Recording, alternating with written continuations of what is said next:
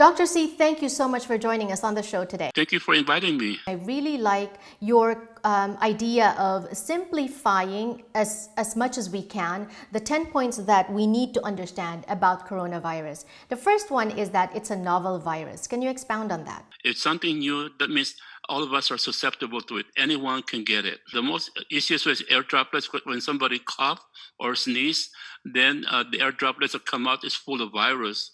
And so you can inhale that and acquire the infection. Or if the person cough on their hands and touch another object, they could transmit it to another person through those objects, whether it's doorknobs or tabletops or other kind of objects. And that's why it's being advised that we regularly clean a lot of the surfaces that we constantly come in touch with. And also the social distancing of 6 feet, that's because how far when a person cough or sneeze, that's how far the virus could travel. Your second point, Doc, easy come, easy go, because it's easy to spread, especially in crowded areas. Yeah, because it's very infectious, so it's very easy to acquire and very easy also to transmit, because a person who's infected has a very high load of the virus in their nasal area. So when they sneeze and cough, all these viruses could travel in the air and you could inhale it and acquire it through air droplets. But the air droplets, because of the gravity, would drop down to the ground. They won't stay very long in the air.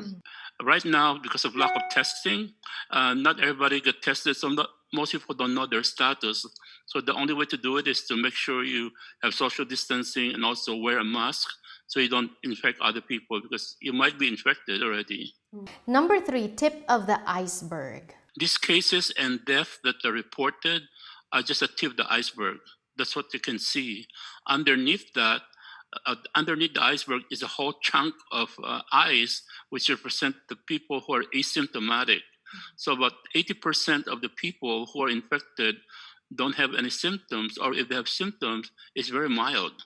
That's why we practice this stay home lockdown, stay home, or shelter in place to make sure there's people don't mix with each other and don't infect each other. Number 4 point, sir, is fast and furious. In a span of 4 months, it started in Wuhan, China in December 2019 to now. It spread to 185 countries. There are now 3,173,000 cases in the world, with 225,000 deaths in the world. And in the US now we have 1 million cases and about 60,000 deaths. In the Philippines, we have 8,212 cases and about 558 deaths. So these are just percent of death over cases. And you're also sharing some information about death disparities of COVID-19 deaths among Asian Americans. If you look at number of deaths, for example, in California, you have about 17.3% of the deaths in California are in Asians, but Asians only comprise 14.5% of the population in California. So it's disproportionate. In Alaska or Idaho and Vermont, where there are very few Asian, you can see that they're disproportionately represented too. Number 5 point, heroes are coming along. That means the frontliners that are dealing and treating patients with COVID, a lot of them are Filipinos. Half of the foreign nurses are actually Filipinos, and then about 6% of doctors are Filipinos. So they're in the front line now in New York, New Jersey, Chicago, and they're treating COVID patients. So there's a report that came out from CDC on April 14 that reported that there are about 9,000 healthcare personnel who were infected. Of this 9,000 plus healthcare personnel, 73% of them are female.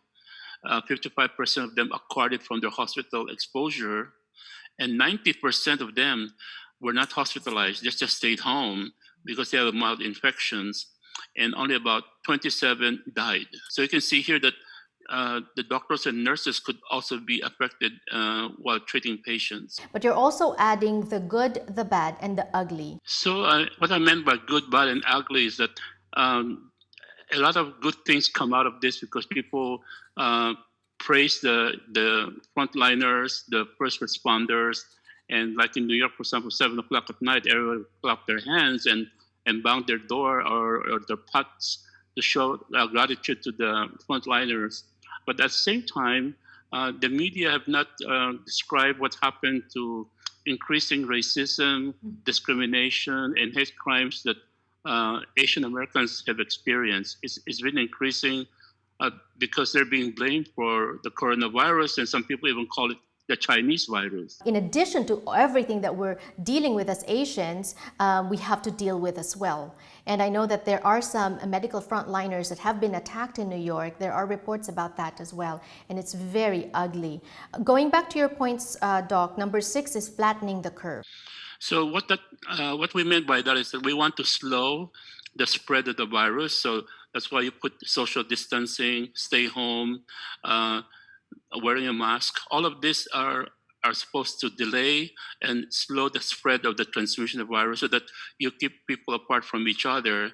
And that way, you do not overwhelm the healthcare system. Otherwise, you're going to see a lot of people with severe diseases going to the ER, going to the ICU, and they won't be able to handle them because of the large number of people getting the severe infection. Point number 7, Doc, is there's no single magic bullet. A lot of people ask me, is there a cure? Is there a vaccine?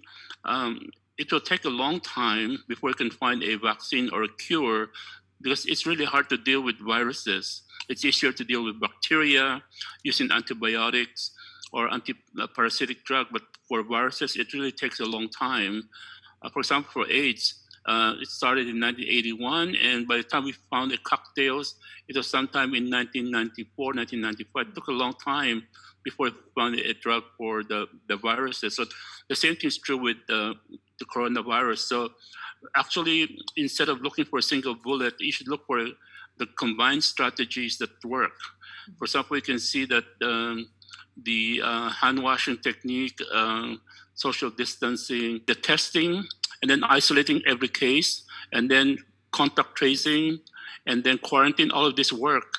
And these are lessons we have learned from other countries like Singapore, Taiwan, Hong Kong, South Korea. They try this. And you can see that the death rate and cases are lower in those countries because they practice a combination of all of these different strategies together. The number 8 is the most important question right now, as some governors here in the US are preparing to open their states, and some have already. When will lockdown end, and when will life return to normal? So that's a good question, and you can see the government have different phases, and WHO also have 6 criteria that they use. But in all of this, the most important thing first is to see. In the US, for example, CDC guidelines show that we need to show at least 14 days of declining cases. Mm-hmm. And we're not there yet. If you look at most states, the number is still increasing. It does not decline. Mm-hmm. In New York, you can see there could be a plateau, but it does not decline. So you need to show 14 days of decline and also make sure there's testing available. Without those testing in place, it will be difficult to suddenly bring everybody together. So it's not like switching the light on and off. It should be more gradual, like when you turn your faucet in the morning, take a shower, when you try to mix your cold and hot water together, you have to slowly, gradually do it. So I think it's more a gradual process, not a very sudden opening right away.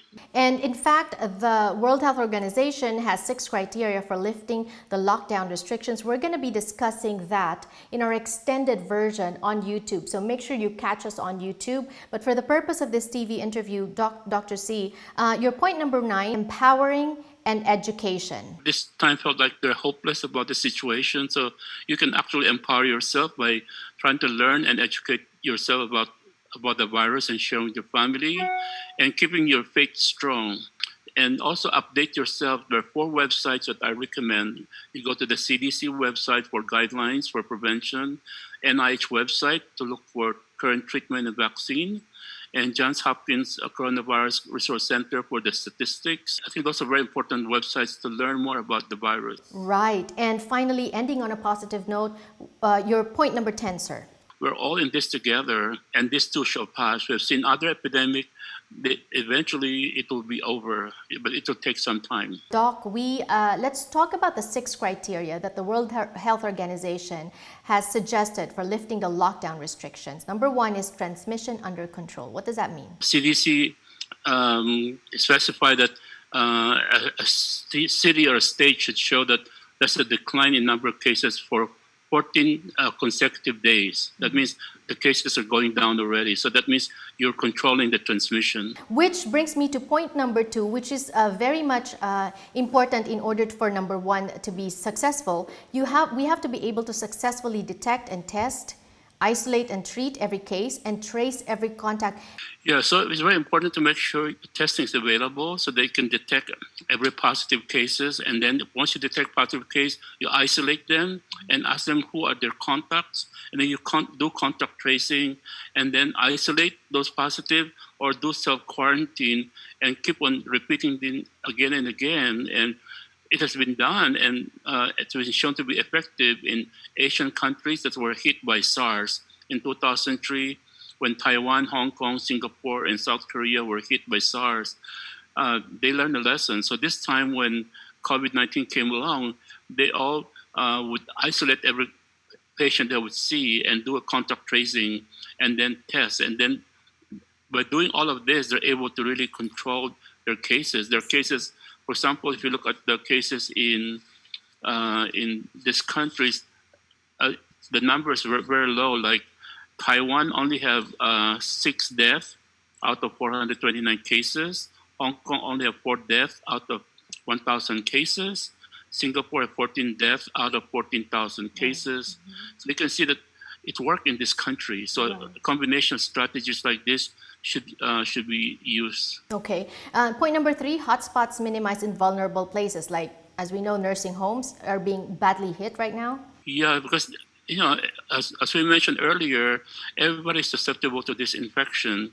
But the elderly above 65 with chronic illnesses like diabetes, hypertension, which is very common among older Filipinos, are susceptible and have severe outcomes.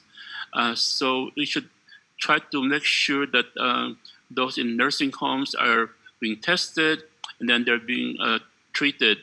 And so, in other words, nowadays the hotspot will also be a community. You can see health disparities exist in a lot of communities with the lower socioeconomic status. You can see increasing number of cases in African American, Latinos, of course Asian too. So you can see that we should try to make sure that we do testing in those communities and make sure they are provided treatment. Also, I think a vulnerable place can be where a lot of people gather, which can be also schools and workplaces. Yeah, so that's number 4. Make sure that before you open up, make sure that these workplaces or schools have all the preventive measures available, like all the sanitizers are available, soap and water, testing is also available, and making sure there's a social distancing. So instead, the classroom probably could be arranged in such a way that the seats are not next so close to each other, but probably 6 feet apart from each other, or do more online type of education. Right. So you can see that there are ways to prevent the spread of the virus in the workplace or in the schools. Right. Number 5, imported cases managed. This has a lot to do with traveling to different countries. Yeah. So in other words, if there's a new person coming to a place, for example, I heard that if you go to Hawaii now, in every place actually they're quarantining you for 14 days before you can really move around. Actually, I've heard a colleague of mine told me that some Chinese students in the U.S. returned back to China, and then when they got there, they were quarantined for 14 days, and then Chinese there in China are scared of these students coming from U.S. because we have more cases now in the U.S. than China. We have 1 million cases. China have 83,000 cases. So in other words, when things are under control, what's happening then is that you might get cases from imported individuals. In other words, everybody who's traveling into your place, once they get to your place, make sure you quarantine them for 14 days. And final point for criteria from the World Health Organization, communities should be fully educated, engaged, and empowered. So in other words, like what we're doing now, we should be educating our community, telling them how the virus is transmitted, how to be prevented. In other words, it's a preventable disease. It's not something inevitable. It's something preventable. Wear your mask. So make sure you wash your hands. Soap and water are the best thing that you can use. But in the absence of that, use sanitizer. So a lot of these are becoming part of our daily life, the social distancing. So in other words, return to normal, quote unquote, it may not be the same normal that we used to know, but we have to just make sure that we protect each other from the virus. Doc, would you venture out in your experience to say, and I know that this is a novel virus, a new virus, and we don't know much about it, as you have pointed out, but would you dare give kind of like a prediction, maybe a suggestion for people that want a timeline? When do you think will this shelter in place will need to stop in terms of people scurrying, hurrying scientists to find a vaccine, to find a cure? Would it be like another month, another 2 months, 3 months, the end of the year? In terms of vaccines and cure, it took probably a year or more than a year to find a cure or vaccine. But in the meantime, while waiting for that, we have shown that the curve could be flattened. We have shown that we could control it. Look at Wuhan. Wuhan is starting to open up already. You can see the other countries are starting to open up. And in other words, we can slowly go back to the normal, but it may take time because the epidemic is at different level in different cities and different states. So all of them are not peaking yet. So it's hard to have a set date for everybody. It depends on the city or the state when they're going to do that. And also remember, it could become a seasonal thing. Right. It might disappear this summer, but it's not totally disappear because you still have those asymptomatic carrier floating around. So it might come back again in the fall, and by the fall you have flu epidemic, so you're going to be facing double trouble, the flu and then the COVID-19. So make sure when the flu season starts, vaccinate yourself with the flu vaccine so that you're sure that you're protected from flu already. So next time you experience something else that looks like a flu, that could be COVID-19. So make sure you have to protect yourself. So it's just like we're watching a movie. We have not seen the end of it yet. So it's so hard to predict. So the best is to make sure you observe all the hygiene, social distancing, hand washing. You have to sacrifice a little bit to make sure that eventually we will all be protected from this virus. Right. Well, thank you so much for your time. I really appreciate it, and really a lot of useful information and great reminders for our viewers, for our followers today. Thank you. You're welcome.